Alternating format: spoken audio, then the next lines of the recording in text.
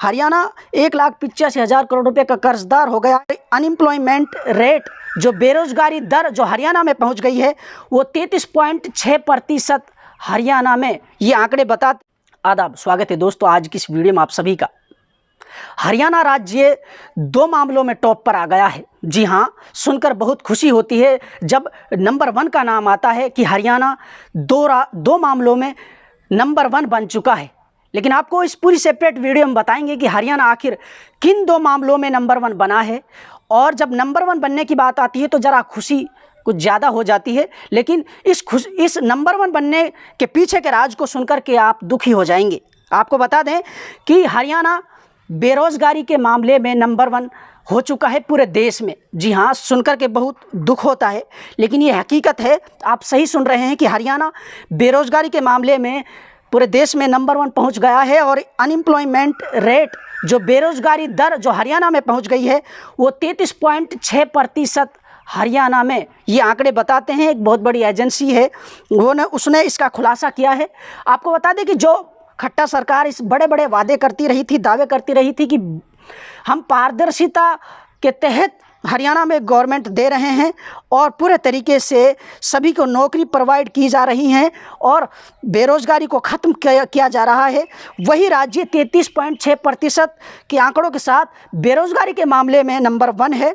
और सबसे चौंकाने वाली बात तो ये है कि उसके बाद जो दूसरे नंबर का राज्य आता है वो त्रिपुरा है। ये आंकड़े बताते हैं उसका जो बेरोजगारी जो अनएम्प्लॉयमेंट रेट है वो 21.3% है। इसके बीच में कितना बड़ा गैप है ये देख लीजिए।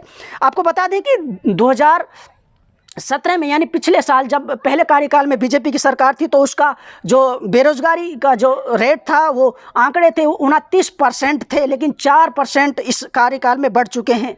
जब जो अब फिलहाल डिप्टी सीएम हैं दुष्यंत चौटाला जी, उन्होंने भी सवाल खड़े किए थे कि आखिर बेरोजगारी इतनी ज़्यादा क्यों बढ़ रही है, सरकार इन पर क्यों अमल नहीं कर रही है, क्यों इन पर रोक नहीं लगा रही है, क्यों रोज़गार नहीं दे रही है।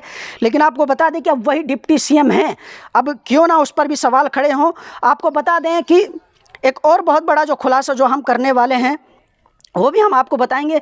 सरकार जो बड़े बड़े वादे करती रही है, दूसरा जो सबसे ज़्यादा नंबर 1 जो हरियाणा राज्य जो बना है दूसरे नंबर पर, वो है कि हरियाणा 1,85,000 करोड़ रुपए का कर्जदार हो गया है। ये एक बहुत बड़ी खबर सामने आ रही है। आपको बता दें कि अच्छी खबर सुनकर के थोड़ी खुशी होती है, लेकिन 1,85,000 करोड़ रुपए का ये कर्ज हरियाणा सरकार पर है। आपको बता दें कि 2005 में जब चौटाला की सरकार थी तो ये कर्ज 15,000 करोड़ रुपए का था, लेकिन उसके बाद जब कांग्रेस की सरकार यानी भूपेंद्र सिंह हुड्डा की सरकार रही, उसके 10 साल के कार्यकाल में ये कर्ज बढ़कर के 60,000 करोड़ रुपए होगा, यानी 4 गुना बढ़कर के हो गया। उसके बाद फिर 2014 के बाद से अब 6 साल के कार्यकाल में बीजेपी की गवर्नमेंट में इसका कर्ज का जो आंकड़े हैं वो बढ़कर हो गए हैं 1,85,000 करोड़। आप अंदाज़ा लगा सकते हैं कि जो ये पूरे तरीके से जो कर्ज बढ़ रहा है, सरकार किस तरीके से नाकाम और फेलुअर नज़र आ रही है। लेकिन सरकार दावे करती है और वादे करती है कि हम जनता की जो योजनाएं लाते हैं उनके लिए ये कर्ज लेते हैं, उनको सुविधा प्रोवाइड करवाते हैं, लेकिन क्या हकीकत में इस जनता को ये सारी योजनाएं मिल पाती हैं? वही सरकार क्या उनके जो बड़े बड़े जो आला अधिकारी हैं वो बीच में हड़प लेते हैं और पूरे तरीके से जो योजनाएं हैं वो गरीब और मजदूर लोगों के तक पहुंच नहीं पाती हैं? ये एक बहुत बड़ा सवाल है। ये 2 बड़ी खबरें सामने आ रही हैं। आपको बता दें कि बेरोजगारी के मामले में 33.6% के आंकड़े के साथ हरियाणा बेरोजगारी के मामले में नंबर 1 है, और दूसरा कि 1,85,000 करोड़ के कर्जदार हरियाणा के जनता और हरियाणा की सरकार है। ये एक बहुत बड़ा सवाल है, लेकिन हरियाणा की जनता को ये कर्ज नहीं देना पड़ेगा, लेकिन इनडायरेक्टली ये जनता को ही भुगतना पड़ेगा, क्योंकि सरकार टैक्स के थ्रू और इधर उधर पूरे तरीके से ये सारा धन इकट्ठा करती है और इस पूरे कर्ज को अदा करती है। लेकिन वही हरियाणा सरकार जो विकास और डेवलपमेंट की बात करती रही थी, जो बेरोजगारी को ख़त्म करने की बात करती रही थी, जो पारदर्शिता के तहत नौकरी देने की बात करती रही थी, अब उसी का पर्दाफाश आज की इस पूरी सेपरेट वीडियो में हो गया है। और इसी तरीके की खबरें हम आपको दिखाते रहेंगे, बेपर्दा करते रहेंगे। लगातार DTV न्यूज़ हर हकीकत आप तक पहुँचाता रहेगा। प्लीज़ अगर आपने हमारे चैनल को अभी तक सब्सक्राइब नहीं किया है तो प्लीज़ सब्सक्राइब कर लीजिए, लाइक कीजिए, शेयर कीजिए।